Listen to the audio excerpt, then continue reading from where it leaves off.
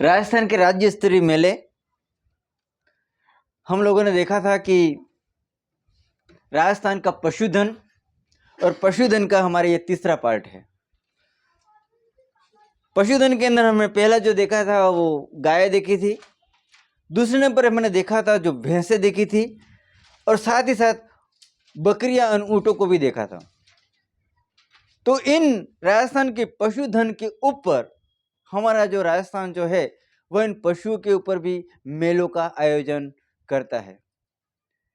मैं आशा करता हूं कि आप लोग यहाँ पर इस बोर्ड पे लिखे हुए कुछ मेले हैं जिसके बारे में आप देखें, प्रश्न करें, कमेंट करें और जो क्वेश्चन मैं पूछता हूँ शायद आप लोगों को इसके आंसर याद हो, ऐसी आशा करता हूँ। एक बार फिर वीर कोचिंग क्लासेस की ओर से आपका स्वागत एवं अभिनंदन।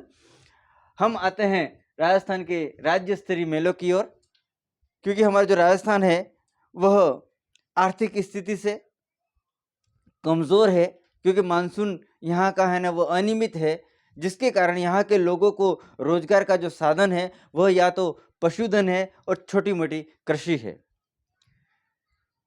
हमने देखा है कि 16वीं सदी के पहले जवाहरलाल नेहरू की बुक्स है जिसका नाम है डिस्कवरी ऑफ इंडिया, जिसमें लिखा होता कि India is not agriculture land but artisan land. और इसी बात से हमको समझ में आता है कि हम 15वीं सदी के आसपास देखते हैं तो बहुत सारे महल हैं, बहुत सारे मंदिर हैं, बहुत सारे झरोके हैं, बहुत सारे हैं ना वह ऐसी चीजें हैं जिस पर लोगों को रोजगार मिलता रहा है। वर्तमान में जब से हैंडीक्राफ्ट चीजें जो वास्तुकला को लेकर के चलती हैं वो विलुप्त हुई हैं, उसके बाद रोजगार का अवसर इन लोगों को प्राप्त नहीं हुआ, तब उनके पास में दूसरा जो साधन था वह था पशु। उन पशुओं को बेच करके ही कुछ पैसा कमाते थे।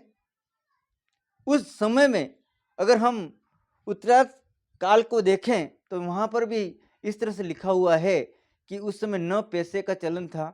किसी भी चीज़ को खरीदने के लिए या किसी भी चीज़ को पाने के लिए जो आदान प्रदान आज वर्तमान में रुपयों को लेकर के होता है, उस समय गायों का आदान प्रदान होता था। यानी कि गाय दे दी गई, इसका मतलब आप जो भी चाहते हैं वो आपको मिल जाया करता था। लेकिन हमारे राजस्थान में जब विदेशी आक्रमण हुए उसके बाद ही मुद्रा का चलन शुरू हुआ। तो देखिएगा यहाँ के लोगों के अंदर अपने आर्थिक स्थिति को लेकर के, अपने पशुओं को खरीदने को लेकर के, बेचने को लेकर के एक स्थान नियुक्त हुआ। उस स्थानों के अंदर कुछ विशेष किस्म के पशु पहुंचते थे ताकि दूसरे प्रदेश के लोग उस पशु को खरीदें और व्यवसाय को बढ़ा सकें। तो हमारे यहाँ पर कुछ पशु मेले हैं, जैसे कि श्री मल्लीनाथ पशु मेला। ये जो मेला है वह तिलवाड़ा नामक स्थान बाड़मेर के अंदर लगता है।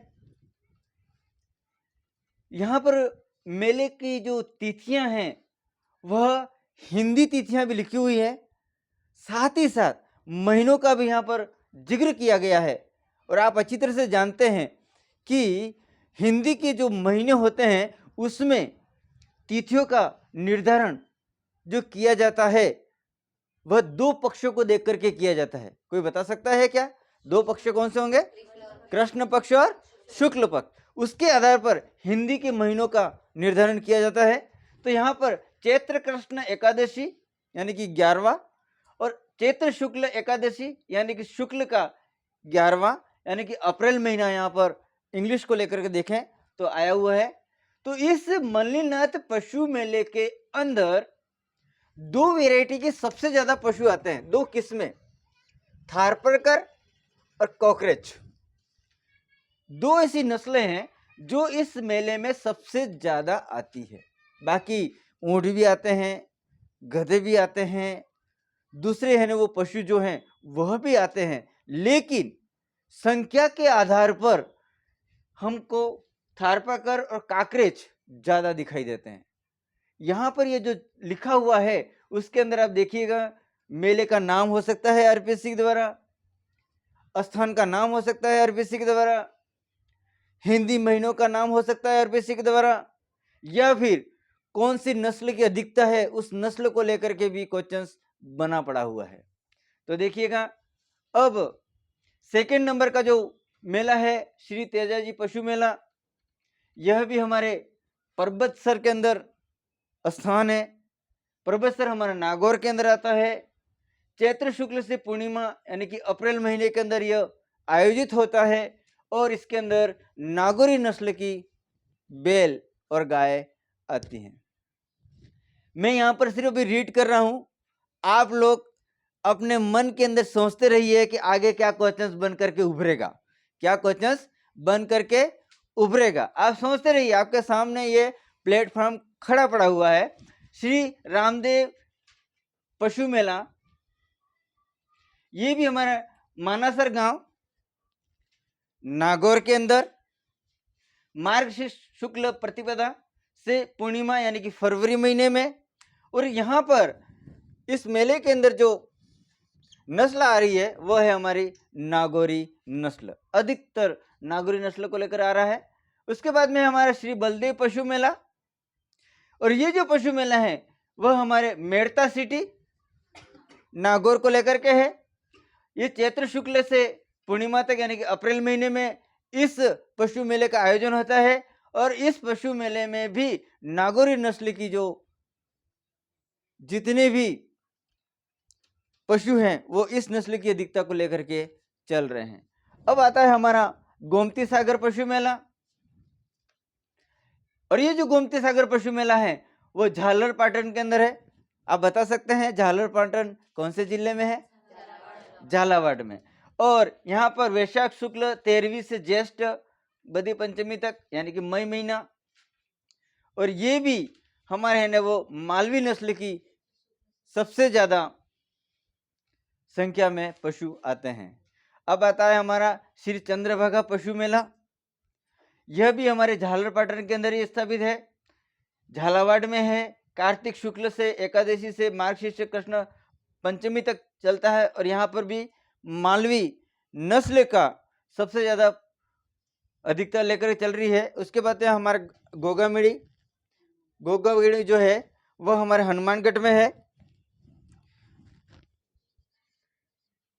हनुमानगढ़। और यहाँ पैलेस का नाम भी गोगामेड़ी है, और यहाँ पर जो सबसे ज्यादा जो नस्ल आती है वो हरियाणवी है। अब यहाँ से हमारा क्वेश्चन बनता है इन मेलों को देखते हुए कि राजस्थान में सबसे ज्यादा पशु मेले किस जिले में आयोजित होते हैं? नागौर में सबसे ज्यादा नागौर के अंदर पशु मेले आयोजित होते हैं। ये जो मेले आपने देखे हैं, ये जो मेले आपके सामने लिखे हुए हैं, इसमें आप मुझे बताइए कि कौन सा मेला ऐसा है जो 1 माह तक चलता है?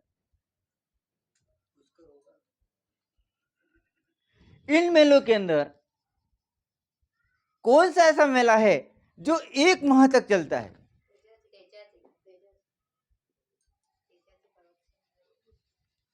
देखिएगा, हमारे है ना वह राजस्थान के अंदर सबसे बड़ा मेला आय की दृष्टि से नहीं, समय की दृष्टि से बहुत बड़ा जो मेला लगता है वो है हमारा गोगामेड़ी का मेला, हनुमानगढ़ वाला, जो कि 1 महीने से ऊपर तक चलता है। इस गोगामेड़ी की क्या विशेषता है?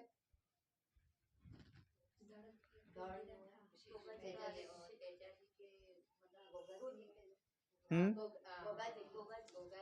हम्म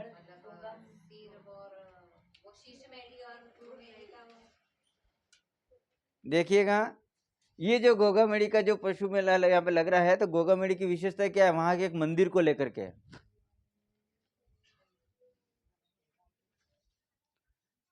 मंदिर को लेकर के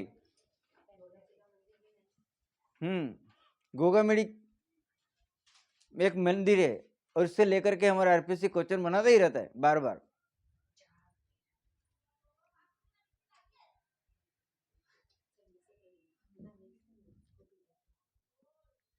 सोचिएगा, ढूंढिएगा। ठीक है, अब मेरे को यहाँ पर क्वेश्चन और मैं पूछना चाहूंगा कि ये जो पशु मेले लिखे हुए हैं उसमें सबसे ज्यादा पशुओं के द्वारा आय प्राप्त करने वाला मेला कौन सा है? बताइए।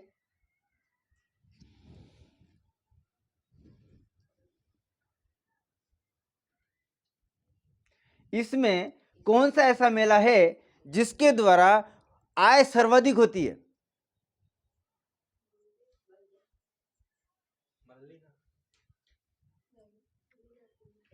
इससे मुझे पता लग रहा है कि आप लोगों को मैंने कल बोला भी था कि आप है ना वह पशु मेले पर रीड करके आए।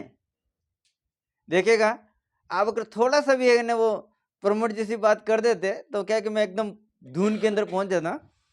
तो हमारे सबसे ज्यादा जो आर्थिक स्थिति यानी कि आर्थिक आय को लेकर के सबसे बड़ा जो मेला है वो है हमारा वीर तेजाजी पशु मेला। ये जो है सबसे ज्यादा पशुओं को बेचने का, खरीदने का, आय की दृष्टि से सबसे बड़ा मेला माना जाता है। अब यहां पर रुको, एक बच्चे बताइए कि इन मेलों के अंदर हाड़ौती क्षेत्र का सबसे प्रसिद्ध मेला कौन सा है? हाड़ौती क्षेत्र का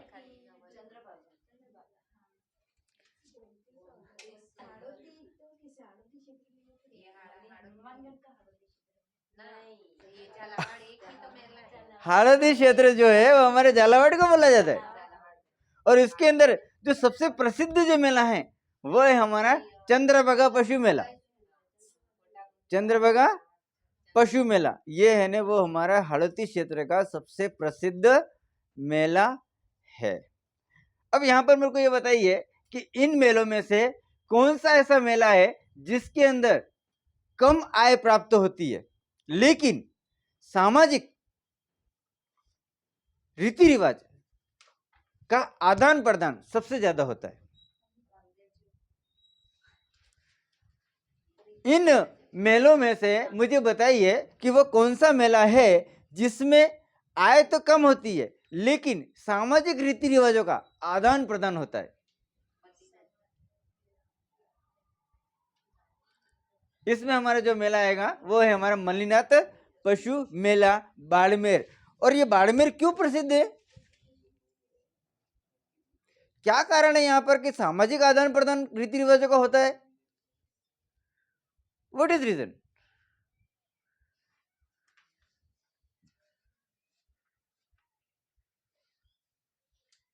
अगर यही क्वेश्चन आ जाए कि राजस्थान के अंदर उस पशु मेले का नाम बताइए जिसमें सामाजिक रीति रिवाज का आदान प्रदान होता है।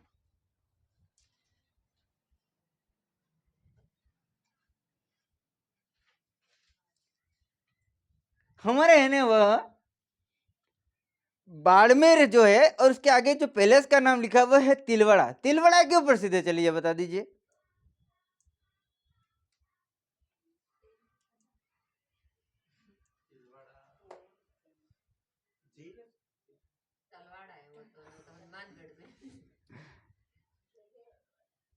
तिलवाड़ा क्यों प्रसिद्ध है?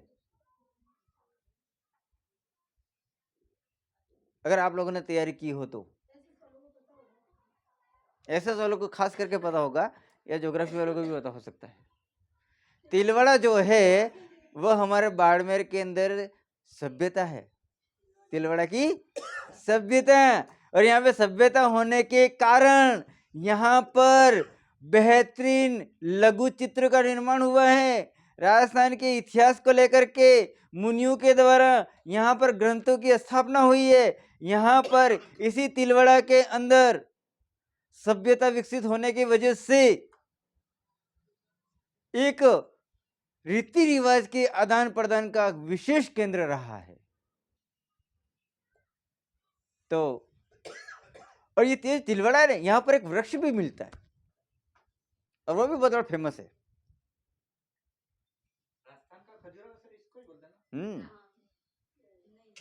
नहीं, खजुराहो तो इसको नहीं बोलते।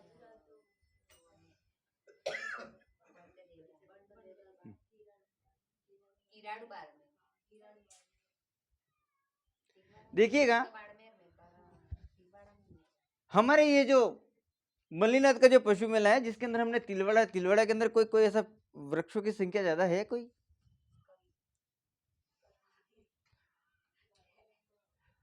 सर्दियों के समय में हाँ, बादाम और काजू के लड्डू बनाते हैं, उसके अंदर कुछ चीजें डालते हैं, गोंद। तो वो कौन सा वृक्ष कहलाता है? धावड़ा। धावड़ा का वृक्ष तिलवाड़ा में सबसे ज्यादा है। धावड़ी गोंद बोलते हैं अपने स्थानीय भाषा में, है ना? ये हमारे तिलवाड़ा में है।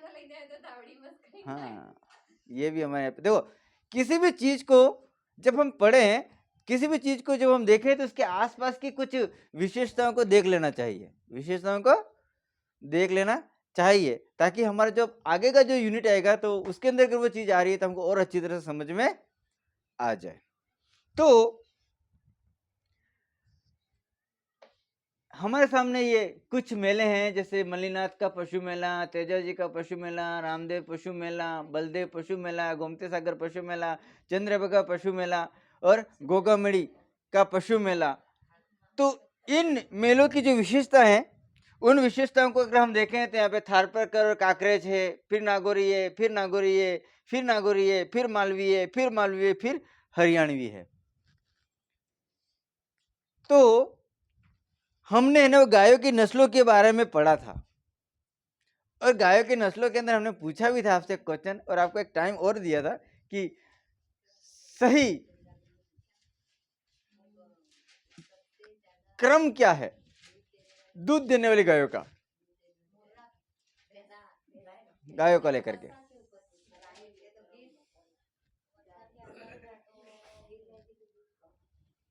चलिएगा, सोचिए सोचिए जल्दी। अब आगे की ओर हमारे एक और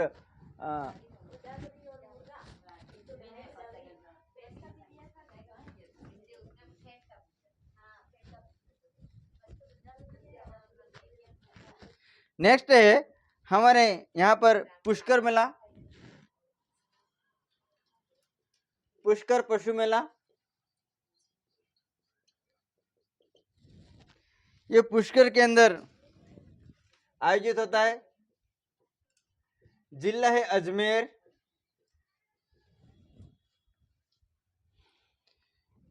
कार्तिक शुक्ल अष्टमी से मार्गशीर्ष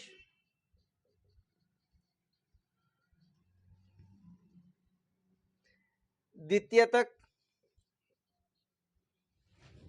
यानी कि नवंबर महीना। और यहां पर गिर नस्ल की गाय सर्वाधिक आती है, गिर नस्ल की गाय सर्वाधिक आती है। अब हम यहाँ पे पूछते हैं, पुष्कर मेले का दूसरा नाम क्या है? रंगीला मेला।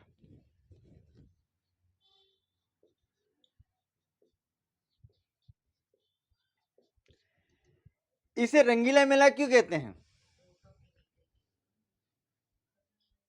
इसको रंगीला मेला क्यों कहते हैं?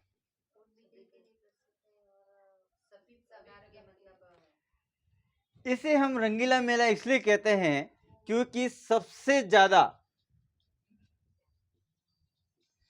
विदेशी पर्यटक आते हैं, विदेशी पर्यटक आते हैं सबसे ज्यादा। और ये विदेशी पर्यटक आते हैं तो यहाँ पर क्या होता है? मटका लगता है। क्या लगता है? मटका लगाना। मटका मतलब क्या होता है? छट्टा लगाना, सट्टा।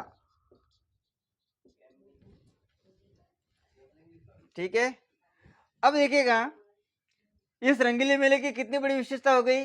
पहला तो हो गया हमारा, इसे हम रंगीला मेला बोलते हैं। दूसरा क्या है, यहाँ पर सबसे विदेशी पर्यटक आते हैं इसलिए इसको रंगीला कहते हैं। उसके बाद में यहाँ पर क्या लग रहा है? मटका लग रहा है, यानी कि सट्टा लग रहा है। और इस मेले के अंदर एक ऐसा पशु है जिसकी बिक्री भी ज्यादा होती है और दौड़ भी लगती है। ऊंटों की दौड़। कौन सी दौड़? ऊंटों की दौड़। और ऊंटों की दौड़ को लेकर के ही मटका लगता है।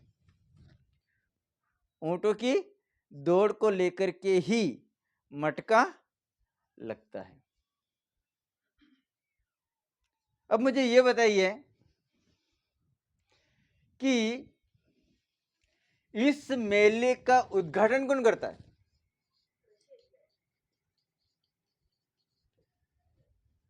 इस मेले का उद्घाटन कृषि अधिकारी या कृषि मंत्री ही करता है। बाकी कोई भी व्यक्ति हो इस मेले का उद्घाटन नहीं कर सकता। हमारे राजस्थान का मात्र एक ऐसा मेला है जिसके अंदर कृषि विभाग का छोटा से छोटा, बड़े से बड़ा या फिर कोई कृषि मंत्री हो वही इसको उद्घाटित करेगा। और यहां पर ऊंटों की दौड़ होने के कारण ही मटका लगता है। अब यहाँ पे प्रश्न फिर उभर के आता है कि यहाँ पे ऊंटों की दौड़ जो होती है उसको लेकर के ऊंटों को पूरी तरह से सजाया जाता है। क्या किया जाता है? सजाया जाता है। तो ऊंटों का वो आभूषण क्या कहलाता है? गौरबंद कहलाता है। क्या कहलाता है? गौरबंद। और इस गौरबंद के को बनाने वाले कलाकार किस जिले के हैं?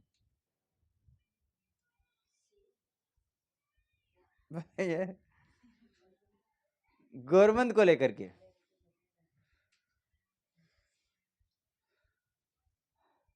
बताइए दिगंत। इस गौरबंद को बनाने वाले कलाकार भी हमारे अजमेर के ही हैं। और ये अजमेर के कलाकार जो हैं, और जहां जहां पे भी ऊँटों की खरीद और बिक्री होती है, जहां जहां पर भी राजस्थान स्थापना दिवस को लेकर के भी जब ऊँटों की रैली निकलती है तो उसे जो सजाने का काम करते हैं वो अजमेर के ही कलाकार करते हैं। और अजमेर के लोग ही इस गौरबंद का निर्माण करते हैं। गौरबंद का निर्माण करते हैं। और ये जो ऊँटों को सजाने की जो प्रक्रिया शुरू हुई उसका श्रेय हमारा पुष्कर मेला जाता है। क्योंकि ऊँटों की दौड़ को, उसकी सजावट को लेकर के प्रतियोगिता आयोजित होती है जिसमें विदेशी लोग मटका लगाते हैं, यानी कि सट्टा लगाते हैं। अब तक आरपीएससी ने रंगीला मेले को क्वेश्चन ले लिया है, छोटा छोटा एग्जाम को लेकर के। विदेशी पर्यटक सर्वाधिक किस मेले में आते हैं, वो हमारे थर्ड ग्रेड तक को ले लिया है। उसके बाद सेकंड ग्रेड को लेकर के है वो उसका उद्घाटन को करता है, तो कृषि अधिकारी को लेकर के क्वेश्चन बन चुके हैं।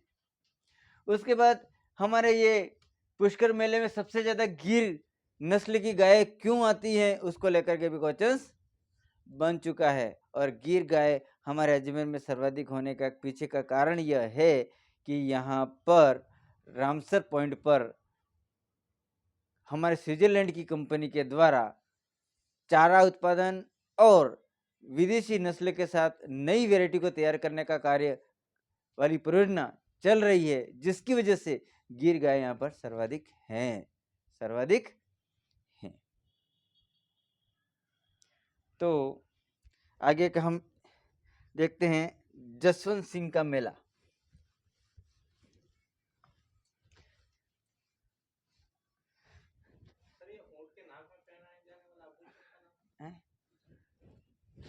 नथनी है वो।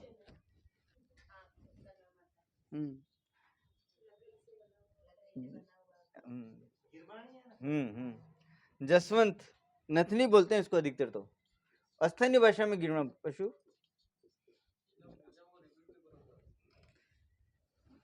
ऐसे तो उसको नथनी ही बोलते हैं, लेकिन स्थानीय भाषा में गिरवाण बोलते हैं। लेकिन कभी कभी क्या होता है कि हमारे राजस्थान के 13 जिले ऐसे हैं जहां पर ऊँटों की संख्या सर्वाधिक है, इसलिए स्थानीय भाषा का ही वहां पर शब्द जोड़ दिया जाता है, बाकी इसको नथनी ही कहते हैं। अगर ऐसा नथनी आया और गिरवण नहीं आया तो आपको घबराने की जरूरत नहीं है, वहां पर नथनी का प्रयोग करना है।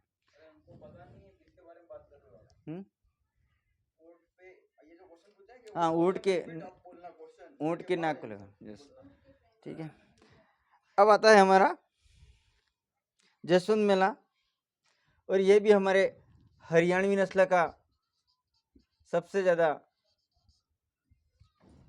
पशु आ रहे हैं। महीना है हमारा अक्टूबर, और जिला है भरतपुर। ये जसवंत पशु जो मेला है, इसके अंदर सबसे ज्यादा हरियाणवी नस्ल के पशु यहाँ पर आ रहे हैं, लेकिन साथ में यहाँ पर गधे भी आ रहे हैं,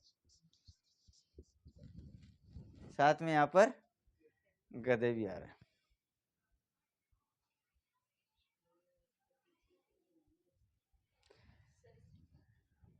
इसकी तिथि लिख दो, चलेगा। अश्विन शुक्ल पंचमी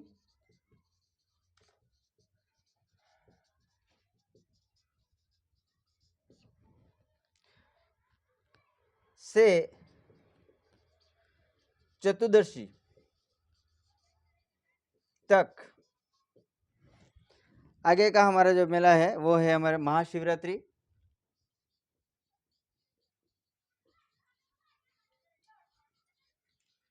पशु मेला, और ये हमारे है करौली में।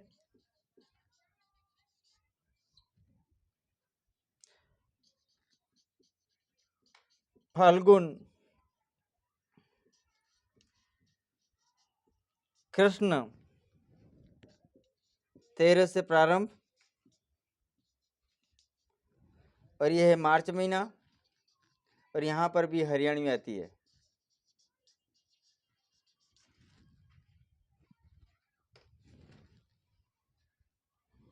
तो देखिएगा, महाशिवरात्रि पशु मेले को लेकर के 2006 के अंदर और 2009 के अंदर आरपीसी ने एग्जाम ले लिए हैं। फाल्गुन कृष्ण 13 से प्रारंभ होता है, करौली जिला है, और यहाँ पर हरियाणी नस्ल की सबसे ज्यादा पशु आते हैं। अब देखिएगा, अब हमारे यहाँ पर गधों का मेला कहाँ पर है? जयपुर में। कौन सा स्थान? चाकसू। चाकसू में भी कहाँ पे? लुणिया वसा।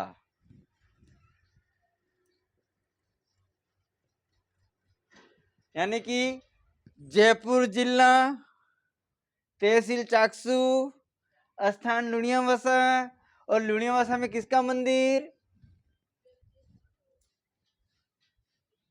किसका? बताइए फटाफट, किसका मंदिर? शीतला माता का मंदिर।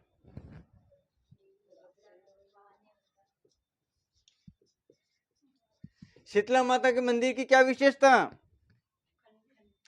यह स्वयं खंडित होती है, स्वयं खंडित होती है, दूसरों को अपंग नहीं होने देती, अपंग नहीं होने देती। ये इस शीतला माता के विशेषता बताई गई है। ये जो शीतला माता है, यह किस जाति या संप्रदाय की कुल देवी है? कुम्हारों का। किसके हैं? कुम्हार। ठीक ऐसे ही गधों का एक दूसरा मेला भी हमारे राजस्थान के अंदर आयोजित होता है। किस जगह पे?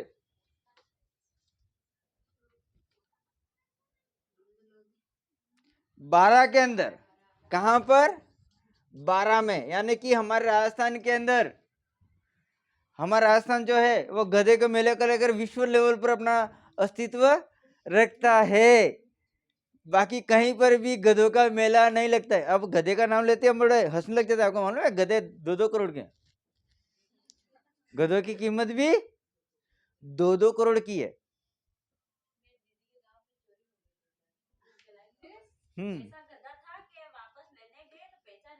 हाँ, और आपको मालूम है कि हमारे राजस्थान का गधा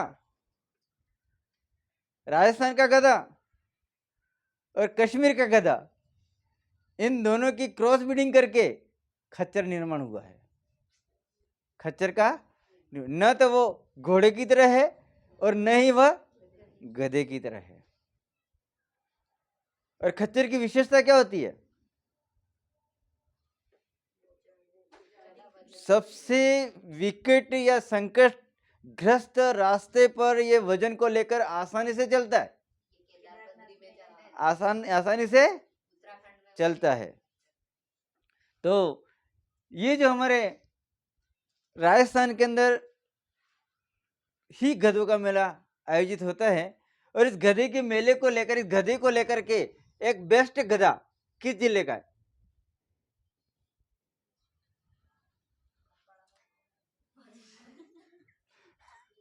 बेस्ट गधा बताइएगा।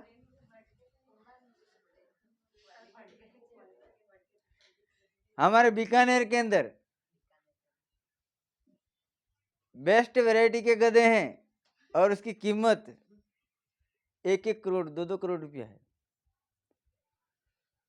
यानी कि गधों की स्पेशल नस्ल जिसके द्वारा नए गधे तैयार होते हैं, नए गधे तैयार होते हैं। और हमारी वैली तो गधे से भी बढ़कर होनी चाहिए। गधा तो बेचारा बोलता भी नहीं। और सबसे बड़ी बात, गधे की कितनी बड़ी विशेषता है मालूम है आपको? उसको कितना भी वजन दे डाल दो, कुछ भी नहीं बोलेगा। उसे कितना भी मारो तो उसको असर नहीं होगा। और तीसरा, सबसे नर्म स्वभाव का है वो। गधे को तुम कितना भी मारोगे तो गुस्सा नहीं करेगा, साइलेंट ही रहेगा बेचारा। 99% गुस्सा करके सामने बैलों की तरह या भैंसे की तरह मारने के लिए दौड़ेगा नहीं। सबसे बेस्ट नम्र स्वभाव गधे का है। शायद हम लोग लात तो मारता है, लेकिन वो हद होने के बाद, बाकी ऐसे वो मारता नहीं है। आपको बता दूं मैं, हमारे प्रकृति ने कुछ ऐसे जानवर दिए हैं जिससे हम सीख सकते हैं, जैसे चींटी, ठीक है, सामाजिक प्राणी है, निरंतर वर्क करती है, दूसरे का आकलन करती है। ये तो हमारे बाप दादा सुनाते आ रहे हैं। लेकिन वास्तविक वैरायटी क्या मालूम है आपको? चींटी जो होती है उसको पता है कि अगस्त महीने में, जुलाई महीने में बरसात होने वाली है। क्या होने वाली है? बरसात होने वाली है। तो वह अप्रैल महीने की तपती धूप के अंदर गेहूं के दाने को इकट्ठा करना शुरू करती है। गेहूं के दाने को इकट्ठा करना शुरू करती है, क्योंकि इस चींटी को मालूम है कि मेरे को जुलाई के अंदर खाना मिलने के लिए बाहर जाऊंगी तो एक बूंद नीचे गिरेगी तो मेरा अस्तित्व खत्म हो जाएगा। तो अप्रैल महीने में, मई महीने में तपती हुई गर्मी में ये गेहूं के दाने को पकड़ करके अपने बिल के अंदर छुपा लेती है। आपने 99% देखा होगा, जब भी बरसात होती है और जैसे ही बरसात बंद होती है, चींटियां बाहर नजर आती हैं। बरसात के समय चींटियां नजर नहीं आती है। अगर 15 दिन तक भी अगर बरसात बहुत जबरदस्त हो जाए, चींटी को कोई फर्क पड़ता नहीं है, क्योंकि उसने गर्मी के अंदर ऐसी मेहनत करके अनाज को इकट्ठा कर रखा है। 1 महीने तक भी बरसात आ जाए तो टेंशन नहीं है। साथियों, आपके लिए बोल रहा हूं, ये आपको भी धूप कल के संचय करने की जरूरत है। अब दूसरी चीज, हमारे में दूसरी क्वालिटी भी हम जानवरों से सीख सकते हैं, और वह है कुत्ता।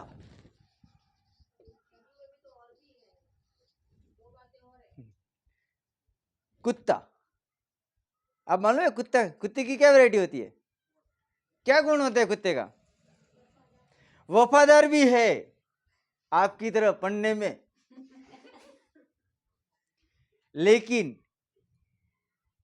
कभी ऐसा समय आ जाता है तो वो जो उल्टी करता है ना, उसको भी वापस चाट लेता है। देखा ना?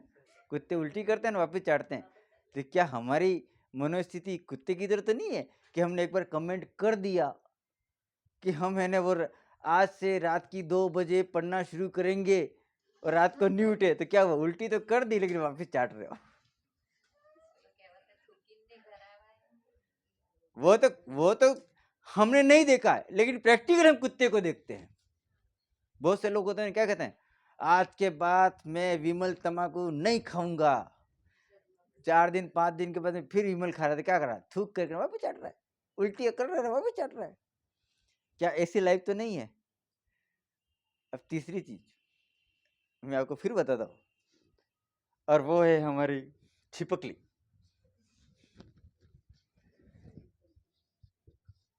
छिपकली, ये आपको मोटिवेट करने के लिए कर रहा हूँ। छिपकली देखिएगा, छिपकली कैसे होती है? वो कुछ भी मेहनत नहीं करती है, 1% भी नहीं, लेकिन फिर भी बड़े बड़े महलों के अंदर जिसने दूसरों ने मेहनत की है और वो ठाट से रहती है। छिपकली की विशेषता देखो आप, बड़ा सा बड़ा, चाहे उन्होंने 1 करोड़ का मकान भी बना लिया हो, मेहनत करने वाले ने किया, मकान बनाया, ठाट से रहने का काम किसका? छिपकली का। और उसमें रहने वाले लोगों की टेंशन ही टेंशन। और उस छिपकली को जरा से भी छेड़ करके कुछ करने की कोशिश की तो अपने शरीर के अंग को बाहर निकल देती, सेफ हो जाती है, लेकिन छोड़ती नहीं है। कहीं ऐसा तो नहीं हो रहा है कि हम लोग भी किसी चीज को छोड़ दें भड़क से, लेकिन हमारे शरीर पे आँच आना नहीं चाहिए। अब आगे की ओर एक और देखते हैं अपन। देखो, आज आपको मैंने कुछ पशु के बारे में बात हो रही थी, यहाँ पर हम जानवर के बारे में भी थोड़ा सा बता देते हैं आपको। अब आती है हमारी छिपकली, हो गई विशेषता, कुत्ता हो गया विशेषता, चींटी हो गई विशेषता, गधे हो गए नम्रता को लेकर के। ओके, अब आता है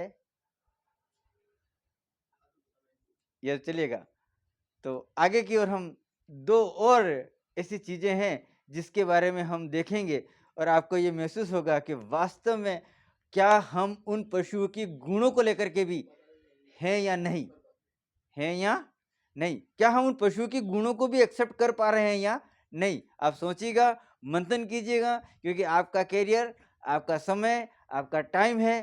तो आइए एक बार फिर हमारी छोटी सी मोटिवेशन बातों को लेकर के हम आपका स्वागत एंड अभिनंदन करते हुए अंतिम कोटेशन जो कि मेरा फेवरेट है, और कहना चाहूँगा, mind heart and hand if are control completely success man.